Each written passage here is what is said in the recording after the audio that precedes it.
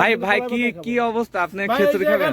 রান্না হচ্ছে আমাদের শ্রমিক ভাইরা খুব সুন্দর খিচুড়ি রান্না করেছেন, সেটা কলা পাতায় খাবো, এই জন্য কলা পাতা ছিঁড়ে আনছি। ওনারা ধুইতে গেলেন। না আপনার কি খুব ক্ষুধা লাগছে নাকি? না খুব ক্ষুধা না, মানে এই যে খিচুড়ি এটা দেখলে পরে আপনারও খাইতে চেষ্টা করবে। আপনি আসেন, আমি আপনাকে দেখাই যে একে তো কাঠ কয়লায় রান্না, এই যে দেখেন এখানে কিন্তু চুলা করে কাঠ কয়লায় রান্না করছে এবং শতভাগ ন্যাচারাল প্রসেসের মধ্য দিয়ে। হ্যাঁ, এই দেখেন, এদিকে আসেন, আপনাকে দেখাই যে খিচুড়িটা দিয়ে গরম ভাব উঠছে এবং এর মধ্যে যে আলু দেখছে না, রসুন, সবকিছু বোঝাই যাচ্ছে যে খিচুড়িটা দুর্দান্ত টেস্টি হবে এবং আপনি যদি না খান আপনি পস্তাবেন।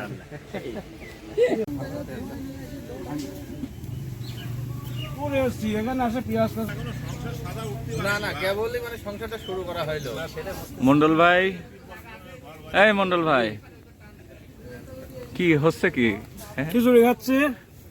আচ্ছা, কেমন টেস্ট খিচুড়ির?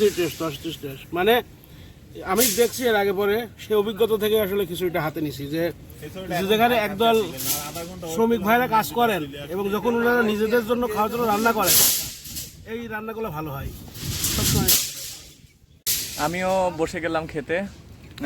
এই দেখুন আমার খাবার, এদিকে মেজবাউদ্দিন পলাশও খাচ্ছে। পলাশ, কি অবস্থা?